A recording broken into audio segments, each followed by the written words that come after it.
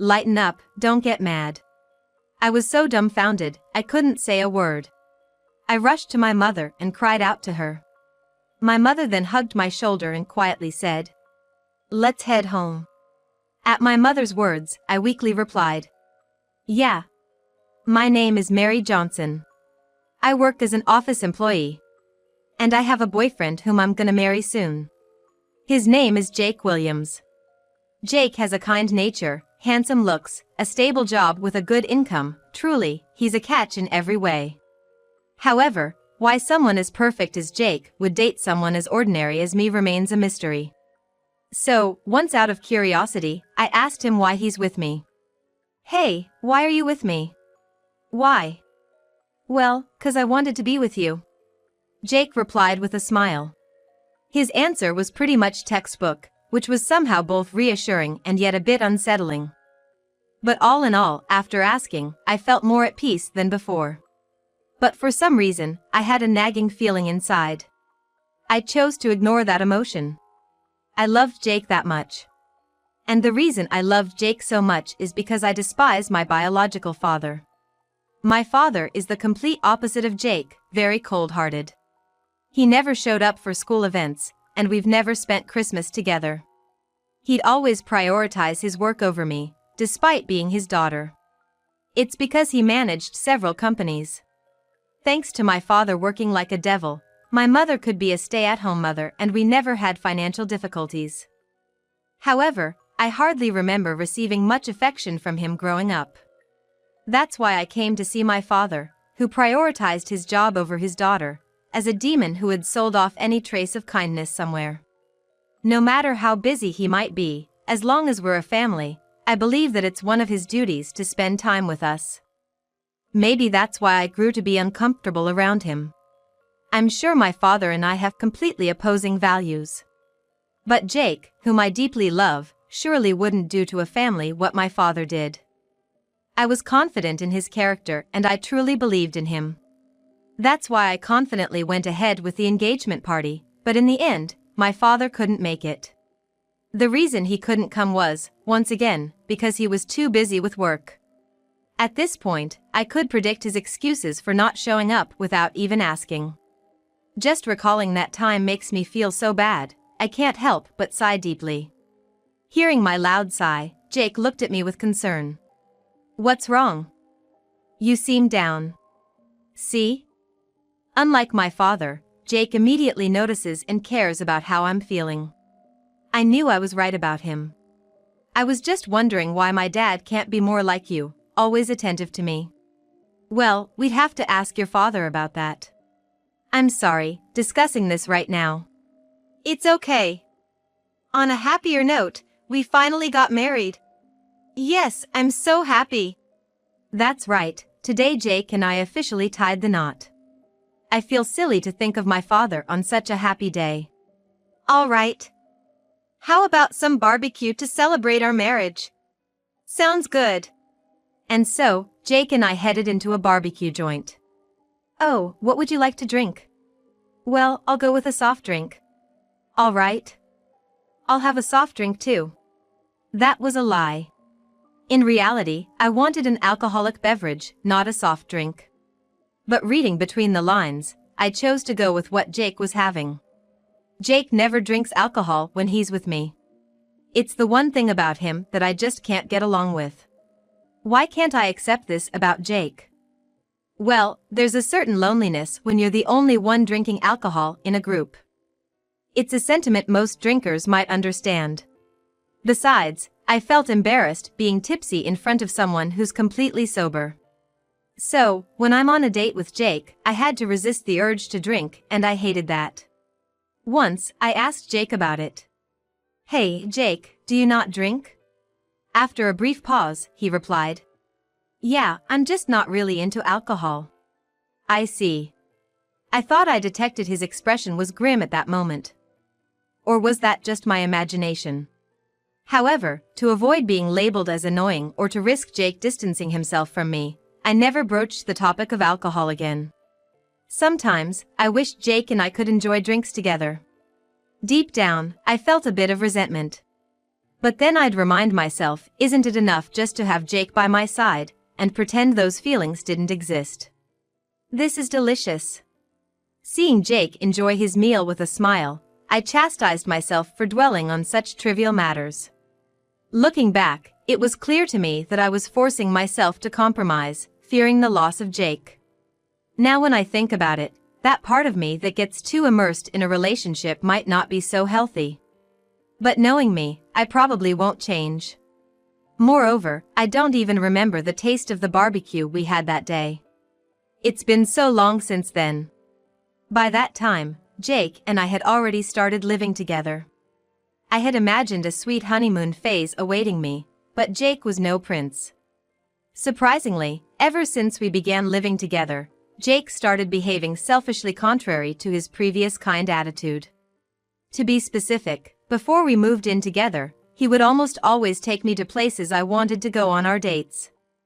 But after moving in, Jake only wanted to go where he desired, making it a stark contrast from before.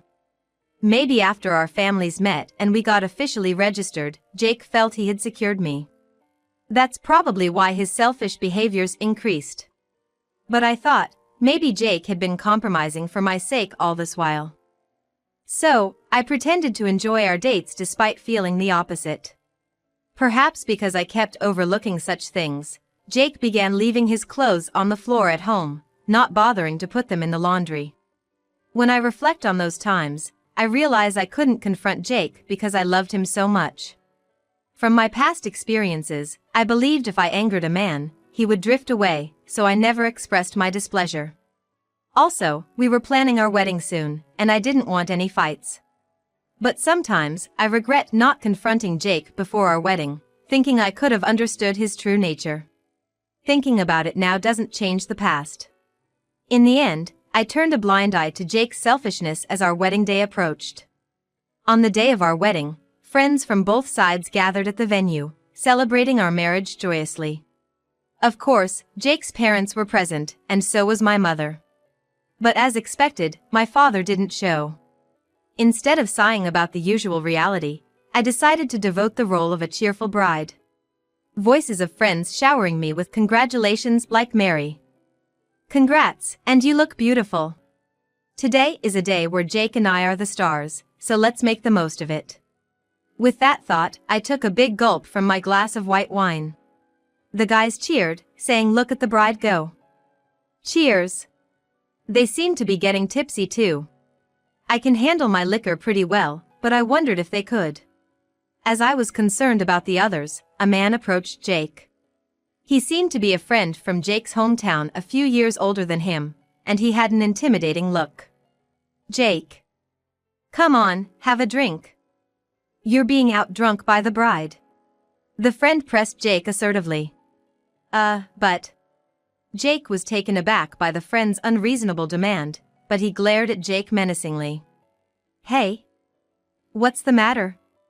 If you won't drink, I'll spill the beans on some of your old misdeeds to your bride. You wouldn't want that, would ya?" "All right, I got it."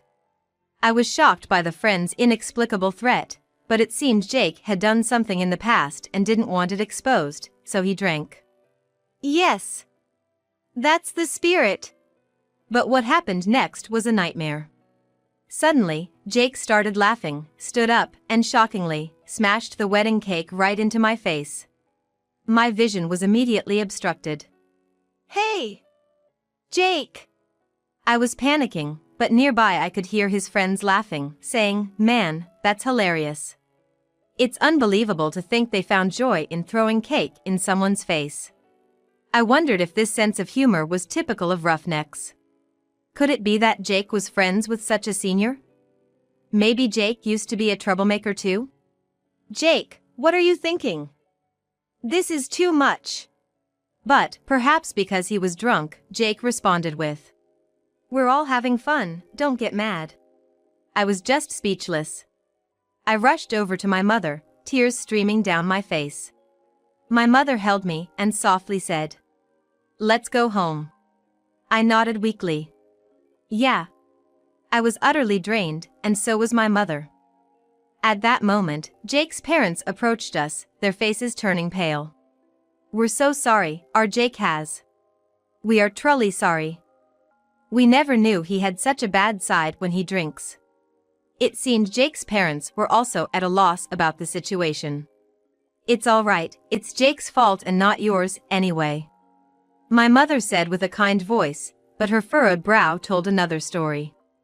I'd always seen my mother as a gentle person, so seeing her like this was new to me. As my mother and I were about to leave the venue, someone suddenly swung open the door with great force.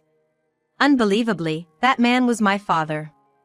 I hadn't seen him in a long time, and he still had that cool, reserved air about him. However, he quickly noticed something was amiss at the venue. What's going on here? It seems things got rowdy while I was away. What happened, Mom? Well, Jake, Mary's husband, started acting strange after having a drink and threw cake all over Mary's face. He always seemed so calm and polite before. I don't know what to do now. I see. So the well-mannered groom turned bizarre after some booze. That explains the whipped cream all over Mary's face. Yes, that's what happened. My father acted quickly after understanding the situation. Hey, Dad, what are you? To my shock, my father dashed towards a drunken Jake. All eyes in the room immediately shifted to him. He was dressed in an expensive-looking suit with neatly styled hair. Though he was an older man, he was lean and moved with grace.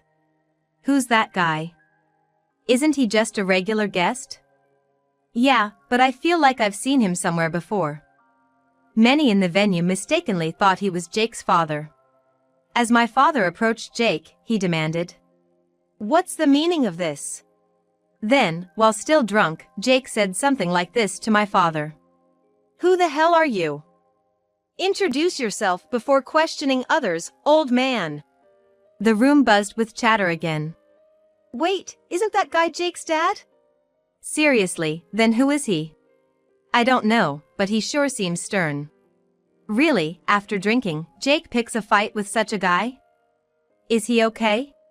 Without letting the murmurs distract him, my father declared, "My name is Johnson. Mary's. I mean, the bride's father." The moment he introduced himself, Jake's face went pale, and the room erupted into even more chaos. What? The bride's dad? That's super harsh. What was Jake thinking? With the bride having left and all, looks like her dad's pretty mad, right? Yeah, seriously, this is one heck of a scene. Despite the commotion, Jake's inebriation showed no signs of wearing off, and he brazenly said to my father, "You're Mary's dad, huh?" "Oh, sorry. I mean, it's hard to remember faces from the engagement party who didn't attend. So, my bad." Jake had just picked a fight with my father. But my father, unshaken, retorted, "I leave the household matters to my wife. By the way, I'm a businessman and run these 3 companies." My father handed Jake 3 business cards. Jake's eyes went wide as he read them. What? Cows Corporation, Sweet Corporation, and Electric Incorporated? Wait, you run all these companies? Jake's dumbfounded voice echoed throughout the hall. And the crowd in the venue started buzzing again. Did you hear that? All those are publicly traded companies. Man, that older guy knows his stuff. You can't always judge a book by its cover. And here Jake was, being rude to such an influential man. How embarrassing. Hearing the crowd's reactions, Jake realized the gravity of his mistake, looking visibly embarrassed. It seemed the commotion sobered him up. Just as Jake was about to say sorry to my father, an unexpected figure approached. It was none other than that Jake's friend from his hometown. Hey Jake, with the way things are going, this wedding's not continuing. The friend smirked maliciously. Dude! Jake's expression darkened. Why bother holding back any longer? After just a bit of booze, you went off the rails. In the end, you can't escape who you truly are. The friend's expression grew more and more sinister. While it was clear that the friend and Jake were having a conversation, my father seemed to not quite grasp the main point of their discussion. So my father posed several questions to the two. Hey, what have you guys been talking about? And who exactly are you to Jake? Oh, sorry about that. I'm an old acquaintance of Jake's from our hometown. Well, more like his big bro, you know? Looks like you're curious about me too, Mr. Johnson. Should Jake tell ya, or should I spill the beans? Anything but that. I'm sorry, Mr. Johnson. The truth is, I used to be quite the troublemaker. But then, when it came time to fit into society, I pretended to be this good guy. My true nature isn't that of a good guy, but more like a rebel. It's getting hard for me to suppress this urge. And this guy, he cheated. Called it a little fling before getting married. People can't escape their true nature, right, Jake? When the friend mentioned that Jake had been cheating, the crowd once again began to murmur and buzz. What the? Jake cheated, for real? No way! The good guy Jake! Well, it's often the unexpected ones. Jake might have actually cheated. Exactly. I remember hearing he was a wild one in his student days. This adds up. As whispers grew louder and the crowd became more suspicious, my father questioned Jake. Is it true that you cheated? My father's voice was calm and serene, yet unmistakably that of my father. There was no doubt in my mind that he was truly my father, and I felt the weight of the situation deeply. But the very next moment, Jake, as if he had turned into a completely different person, blurted out like this. Yeah, it's true. Being with a woman like that, it's exhausting. What's the big deal if I took a little break and cheated? Jake's face twisted into a devilish grin, his gaze piercing through my father. Jake seemed a completely different person. Even my father seemed overwhelmed by the drastic change in Jake and the evil aura surrounding him. Jake, you're joking, right? Needless to say, witnessing this unfamiliar side of Jake and feeling the palpable tension, my heart felt like it was about to shatter. Yet, in my heart, I still had love for Jake, which somehow kept me holding up. There was no way this could be true. I hoped and prayed it was a lie. I rushed to Jake's side, who had completely changed. My dress got tangled around my legs, slowing me down, but my resolve never wavered. Jake! You're just feeling off today and that's why you're saying such things, right? Right? It has to be because of the drinks you had. Right? Please, tell me that's the case. But my heartfelt pleas seemed to shatter into a million pieces. What? Just because you're the star today doesn't mean you get to play the tragic heroine.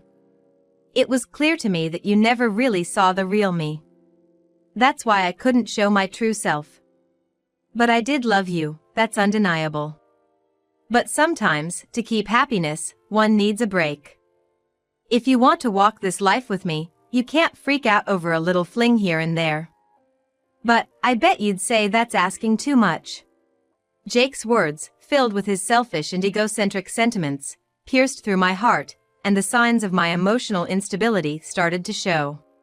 Had Jake not said such cruel things, tears wouldn't have streamed down my face. Achilles, the invincible warrior from Greek mythology, would never be hurt if he was attacked anywhere except his ankles, but speaking of me, I couldn't stand Jake's just single blow at all and I crouched down on the floor. The feeling was like being thrown into the abyss. But there was a knight who came to my rescue. It was my father. You think it's your prerogative to cheat? You're not a man, you're a demon. Don't you dare touch my daughter ever again with that devilish humanity. This is an order from Mary's father. Got it? With a voice filled with fierce determination, my father vehemently rebuked Jake. His strong spirit was undoubtedly to protect his daughter, me. He must have been fighting as a knight in the business world for a long time. Otherwise, his words wouldn't carry such a weight. Jake was clearly shaken by my father's powerful words. But if he backed down now, it'd be admitting his defeat. So perhaps it was the pride within Jake that wouldn't allow him to back down just like that. So, with a last defiant roar, Jake retorted. Who are you to act like a concerned parent now? You didn't even show up for the engagement party because of work. Honestly, it's hard not to laugh hearing you talk. It's clear you weren't there for Mary. Indeed, my father always had been such.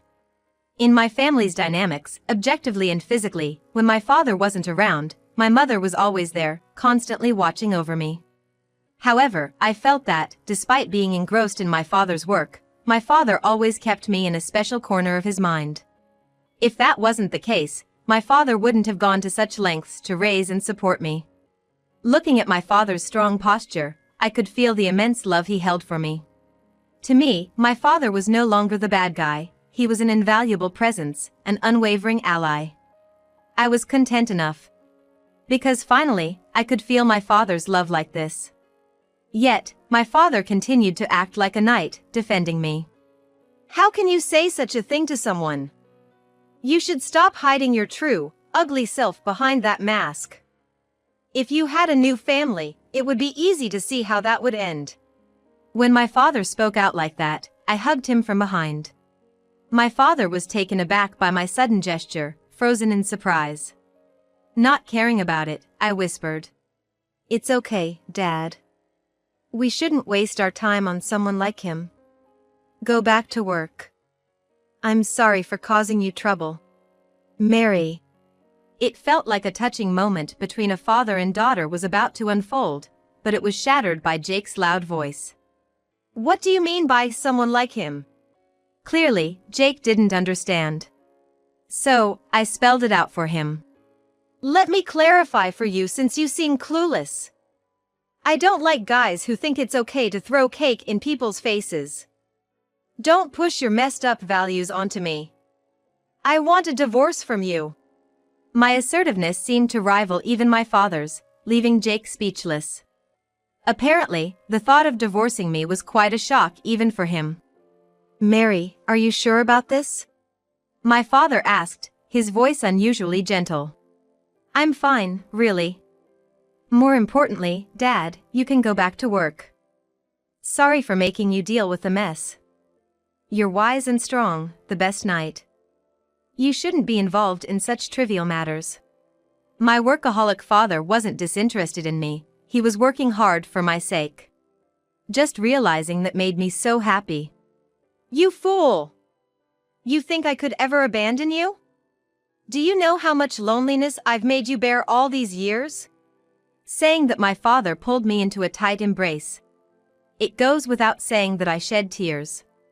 Afterwards, I divorced Jake. Jake said things like, I guess marriage wasn't for me. But I was happy to have loved you, Mary, trying to save face even at the end. I figured he probably wanted to make me just some convenient woman. That's why he could say such things after everything that had happened. So I told him off. I don't know you anymore. Never show your face to me again. When I said that, Jake looked sad, but I couldn't care less. After the incidents at our wedding, many friends distanced themselves from Jake. Being the kind of person who hates being alone, his current situation must be like hell. As for me, I've been emailing my father since then. My father, always so busy, sends me emails at irregular dates and times in bits and pieces, but he always replies. I reply too, and we've been doing this back and forth, like a rally in tennis. I wish this rally could continue forever. That's about the extent of my current dreams and hopes. It feels as if the stalled time between my father and me has started moving again, and I'm wrapped in immeasurable joy. Every day, I find myself loving my father more than ever before.